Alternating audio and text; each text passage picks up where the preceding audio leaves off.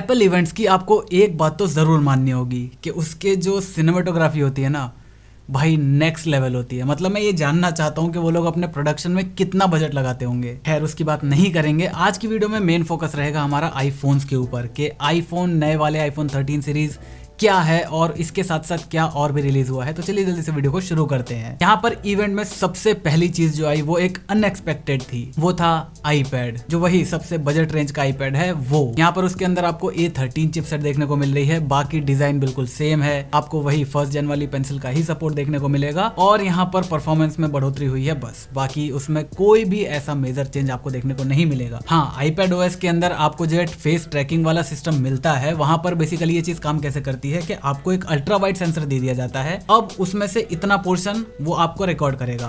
अब आप जहां जहां मूव करोगे वहां वहां वो आपको ट्रैक करता रहेगा। तो ये सॉफ्टवेयर बेस्ड फंक्शन है, हार्डवेयर से इसका कोई भी लेना देना नहीं है। हाँ, बस आपका सेंसर जो है वो थोड़ा ज्यादा वाइड होना चाहिए। यहाँ पर अगर इसके प्राइस की बात करी जाए, 64 GB आपको 30,900 रुपए का मिलेगा और 256 GB आपको मिलेगा 44,900 का। यहाँ पर एक गेम एप्पल ने बहुत अच्छा खेला है, उसको पता है कि देखो स्टूडेंट्स लोग ज्यादातर इसको यूज करेंगे, तो यहाँ पर जो नॉर्मल बंदा है उसको 64 दे दिया और जो स्टूडेंट वगैरह है जिसको वाकई में चीजों की जरूरत होगी वो डायरेक्ट 256 पर जाए। तो यहाँ पर 128 GB वाला जो वेरियंट था वो स्वीट स्पॉट था, वो हटा दिया। क्यों? वो दोनों लोगों के काम में आ जाता, लेकिन वही है एक्स्ट्रा पैसा कमाने के लिए इसको हटा दिया डायरेक्ट 64 के बाद 256। इसके बाद दूसरा प्रोडक्ट आता है, वो है हमारा आईपैड मिनी। ये एक्सपेक्टेड था। यहाँ पर बेसिकली कुछ भी नहीं करा गया है, आपको चिपसेट A15 देखने को मिलता है और जो आपका आईपैड एयर है उसी को श्रिंक कर दिया गया है 8.3 इंचेस में। तो ओवरऑल जो गेमर्स हैं उनके लिए बहुत तगड़ी चीज है। बस यहाँ पर दिक्कत ये है कि USB-C तो उन्होंने दे दिया, लेकिन 3.5 mm जैक को हटा दिया। तो यहाँ पर आपको वही कनेक्टर्स के थ्रू खेलना पड़ेगा, आप चार्ज करके गेम नहीं खेल पाओगे। अगर प्राइसिंग की बात करें तो वो आपकी स्क्रीन पर है और हाँ, इसके अंदर आपको 5G वेरिएंट भी देखने को मिलेगा। इसके बाद बात करते हैं एप्पल वॉच सीरीज 7 के बारे में। और यहाँ पर बहुत सारे लोग जो इस चीज का वेट कर रहे थे कि सीरीज 7 आएगी तब हम लेंगे, उनका बहुत बुरा वाला कटा है। यहाँ पर जितने भी लीक्स थे उनमें से मेजॉरिटी ऑफ लीक्स गलत साबित हुए। जॉन प्रॉसर पहली बार किसी फिजिकल डिवाइस का लीक उन्होंने करा और वो सक्सेसफुल नहीं हुआ। ये साल जो है ना जॉन प्रॉसर के लिए मेरे हिसाब से बिल्कुल भी सही नहीं है। एक इवेंट की डेट उन्होंने बताई थी और बोला था कि अगर उस दिन पर नहीं हुआ तो अपनी आईब्रोज को वो कर देंगे। वो इवेंट नहीं हुआ, उनको अपनी आईब्रोज कटवानी पड़ी। तो यहाँ पर आपको बिल्कुल सेम सीरीज 6 ही देखने को मिल रही है। बस यहाँ पर जो सेम फॉर्म फैक्टर में आपको 40 mm का डिस्प्ले देखने को मिलता था, अब वो 41 का हो गया है। जो आपको 44 का मिलता था वो 45 का हो गया है। तो यहाँ पर बेसिकली सीरीज 6 के अंदर में से बेजल्स जो है उसको कम कर दिया गया है। एक चीज है कि इसके अंदर अब आपको डर्ट रेजिस्टेंस भी देखने को मिलेगा। ये IP6X रेटिंग के साथ आती है। अब यहाँ पर 6X से आप ये मत समझना कि डस्ट रेजिस्टेंट है लेकिन वाटर नहीं है। एप्पल वॉच जितनी भी होती है वो सिर्फ आपकी वाटर रेजिस्टेंट नहीं होती, वो आपकी स्विम प्रूफ होती है। मतलब जब फोर्स के साथ इस पे पानी डाला जाएगा ना तब भी इसके अंदर पानी नहीं जाएगा। तो यहाँ पर जितने भी लोग वेट कर रहे थे ना सीरीज 7 का, भाई अगर आप सीरीज 6 ले लेते आपको कोई भी पछतावा नहीं होता, क्योंकि यहाँ पर एक भी सिंगल रीजन ऐसा नहीं है कि कोई रिकमेंड करे आप सीरीज इवन 4 से भी या सीरीज 3 से भी आप शिफ्ट कर दो। अगर मैं प्राइसेस की बात करूं तो यूएस में आपको $399 की देखने को मिलेगी, लेकिन इंडिया में क्या प्राइसेस होगी वो अभी रिवील नहीं करी गई है और ये अभी रिलीज डेट भी इसका नहीं आया है, क्योंकि मैंने आपको पहले वीडियो में बताया था कि चिप शॉर्टेज चल रही है। जो एप्पल वॉच आएगी वो अभी रिलीज नहीं होगी, अनाउंस हो जाएगी। इसके बाद आते हैं अपने most important product of the year, iPhone 13 series के पास। लेकिन उससे पहले जरा एक बार ये देखो,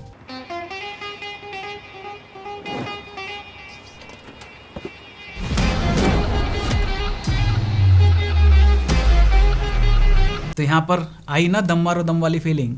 तो एक बात बताओ, कल हम लाइव इवेंट करने वाले थे लेकिन ये पता चला कि एप्पल जो है वो स्ट्राइक मार देता है, इसकी वजह से हम लाइव नहीं आ पाए। तो सारे काम पा भाई एप्पल को सू कर दो। खैर मजाक की बात अगर एक तरफ रखें तो यहाँ पर जैसा कि लीक्स आ रहे थे आपको डायगोनल डिजाइन देखने को मिल रहा है।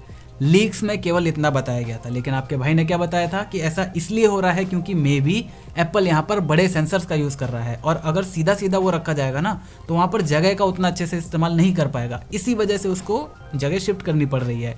और बिल्कुल यही हुआ। 12 Pro Max में आज तक का सबसे बड़ा सेंसर यूज हुआ था आईफोन्स के अंदर, वही वाला सेंसर उठाकर 13 सीरीज के अंदर डाल दिया गया है, नॉर्मल वाले में, नॉट प्रो। इसके बाद जो नॉच की बात हुई थी कि वो आपको स्मॉल देखने को मिलेगी, वो भी यहाँ पर सही साबित हुई। हालांकि फेस आईडी 2.0 भी सामने निकल कर आ रहा था, लेकिन वो यहाँ पर नहीं हुआ। कोई भी आपको हार्डवेयर में चेंज देखने को नहीं मिला है। जो भी यहाँ पर फेस आईडी है सिर्फ सॉफ्टवेयर के अंदर चेंजेस करे गए हैं और जो इसका लेआउट है उसको अलग करा गया है। ईयरपीस को ऊपर कर दिया, बाकी सारे जो सेंसर्स हैं उनको श्रिंक कर दिया गया, तो इस वजह से नॉच स्मॉल हो गई। इसके बाद स्पेक्स तो एप्पल बताता ही नहीं है। इसके अंदर आपको A15 देखने को मिल रही है, जो कि 6 कोर CPU और 4 कोर GPU वाला CPU है।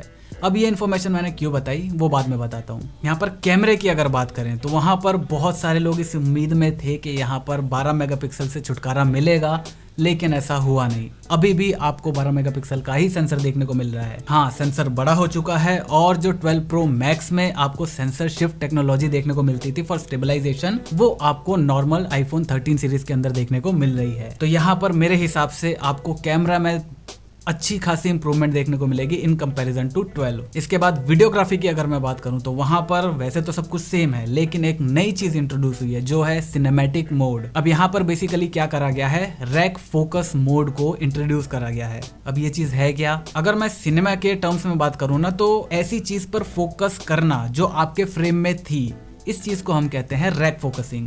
मतलब यहाँ पर आप देख सकते हो कि अभी आपका फोकस कहाँ पर है, इसके ऊपर, लेकिन इस फ्रेम के अंदर बैकग्राउंड भी है। तो वहां पर जब बाद में फोकस करा जाता है, इस चीज को हम रैक फोकसिंग कहते हैं। यहाँ पर एक बार आप अगर इस मोड में रिकॉर्ड करोगे तो आपका आईफोन ना सिर्फ वीडियो को रिकॉर्ड करेगा, बल्कि उस वीडियो में जो फोकसिंग पॉइंट्स हैं उनके डेटा को भी रिकॉर्ड कर लेगा। तो वीडियो रिकॉर्ड करने के बाद आप बाद में पोस्ट प्रोसेसिंग में जाके अपने फोकस को चेंज कर सकते हो। हाँ, सुनने में और देखने में ये चीज़ थोड़ी लग रही है अच्छी, लेकिन एक्चुअल लाइफ में ये कैसे काम करेगी वो हमें देखने वाली बात होगी। क्योंकि एप्पल के खुद के इवेंट में अगर आप देखोगे तो आपको कहीं ना कहीं, अगर आप पकड़ने की कोशिश करोगे, निट पिकिंग करोगे, तो आपको दिख जाएगा कि हाँ, ये आर्टिफिशियल ब्लर है। जैसे फॉर एग्जांपल आप यहाँ पर देखो, इसके कान और बालों के साइड में देखो, आपको एक मतलब दिखेगा थोड़ा सा। आप यहाँ पर इसके लेफ्ट साइड में फेस को देखो, पता चल रहा है कि आर्टिफिशियल है। यहाँ पर देखो, यहाँ पर तो बहुत ज्यादा पता चल रहा है कि ये आर्टिफिशियल ब्लरनेस की गई है। तो ये लोग जब इतने प्रोफेशनल लेवल पे जाने के बाद भी इस चीज को छुपा नहीं पाए, तो हम लोग जैसे लोग आर्टिफिशियल या फिर इधर उधर की कैसी भी लाइटिंग में जब रिकॉर्ड करेंगे तो वो चीज़ कैसे काम करेगी वो देखने वाली बात होगी। बस अच्छी बात यह है कि एप्पल हर बार क्या करता है, मैनुअल सपोर्ट नहीं देता, इसीलिए आज तक आपको प्रो मोड नहीं मिला आईफोन्स के अंदर। लेकिन यहाँ पर इस चीज को आप मैनुअली कंट्रोल कर सकते हो। आप फेसेस के ऊपर आपका बन जाएगा, आप ऑब्जेक्ट्स का तो मुझे पता नहीं, लेकिन फेसेस के ऊपर बॉक्सेस बन जाएंगे। आप टैप करके फोकस कर सकते हो और इवन डबल टैप करके वहां फोकस लॉक भी कर सकते हो। यहाँ पर अगर मैं बैटरी लाइफ की बात करूँ तो ऐसा कुछ भी खास नहीं है। एप्पल ने बताया कि 1.5 घंटा बढ़ गया आपके मिनी में, 2.5 घंटा बढ़ गया आपके 13 में। अब ये रियल लाइफ में तो मेरे हिसाब से आपको घंटा फर्क नहीं पड़ेगा, बिल्कुल पता भी नहीं चलेगा। रही बात प्राइसिंग की, तो प्राइसिंग आप अपनी स्क्रीन पर देख ही सकते हो, वही लास्ट ईयर वाली ही प्राइसिंग है। इसके बाद अगर हम बात करें सबसे एक्सपेंसिव और सबसे not value for money products की, तो वो है 13 प्रो सीरीज। यहाँ पर सबसे पहला चेंज जो आपको देखने को मिलेगा आईफोन 13 में और 13 प्रो में, वो है जीपीयू परफॉर्मेंस में। आपको 13 में 4 कोर का जीपीयू मिलेगा, 13 प्रो में 5 कोर का जीपीयू मिलेगा। और पहली बार ऐसा हुआ है जब आईफोन ने अपने प्रो और नॉन प्रो सीरीज के अंदर डिफरेंशिएशन करा है इन टर्म्स ऑफ परफॉर्मेंस। इसके बाद अगर डिस्प्ले की बात करें तो फाइनली हमें 120 हर्ट्ज का डिस्प्ले देखने को मिल गया है, जो कि मिनिमम आपका 10 हर्ट्ज तक जाएगा, मैक्सिमम 120 हर्ट्ज तक। यहाँ पर अगर हम इसके कैमरास की बात करें तो एक तो सबसे बड़ी ये होती है, ये हर बार हर चीज को बिगेस्ट, बेटर, यही सब बताते रहते हैं। मैंने एक ट्वीट पढ़ा था बहुत अच्छा सा कोई, कि अगर आप एप्पल के इवेंट से बेस्ट, एवर और बिगेस्ट ये सारे टर्म्स हटा दोगे ना, तो भाई एप्पल के इवेंट में बचेगा नहीं कुछ। खैर, अगर हम कैमरा की बात करें तो आपको एक टेलीफोटो लेंस मिलता है, एक अल्ट्रा वाइड लेंस मिलता है, जिसके अंदर आपको ऑटो फोकस का सपोर्ट देखने को मिलेगा, और आपको एक वाइड सेंसर देखने को मिलता है। अच्छी बात यह है कि इस बार प्रो और नॉन प्रो सीरीज के अंदर जो वाइड सेंसर है, जो मेन सेंसर है, वो बड़ा वाला, सबसे अच्छा वाला एक ही सेंसर यूज करा गया है। प्रेजेंटेशन में ऐसा दिखाया गया कि डिफरेंस बहुत ज्यादा है, रियल लाइफ में डिफरेंस बिल्कुल नहीं निकला।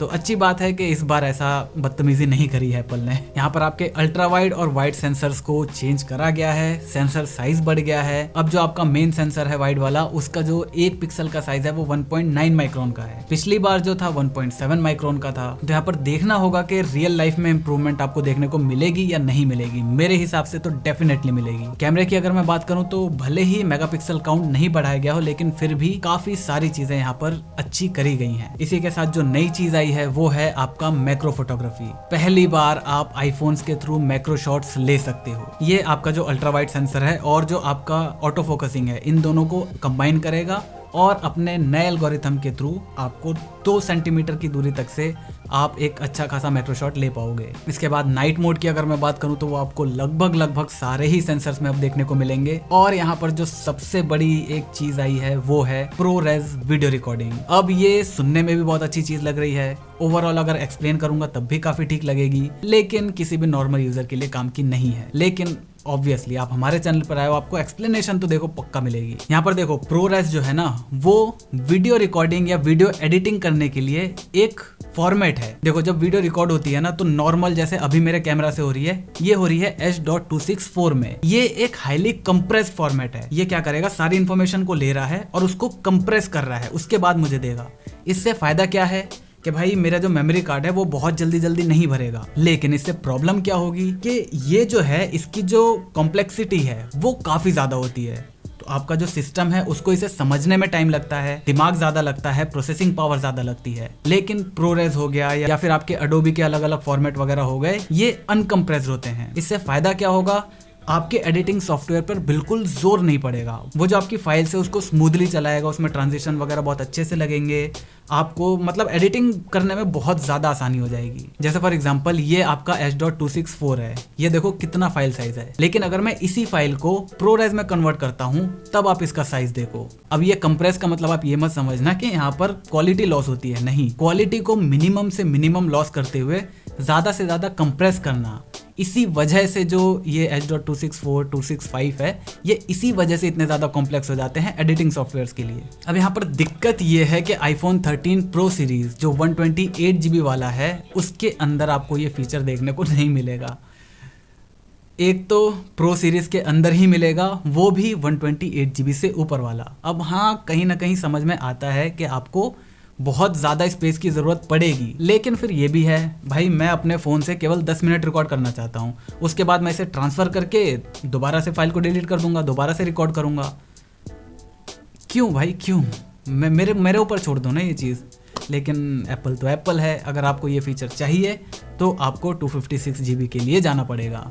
लेकिन क्या इस फीचर की आपको ज़रूरत है?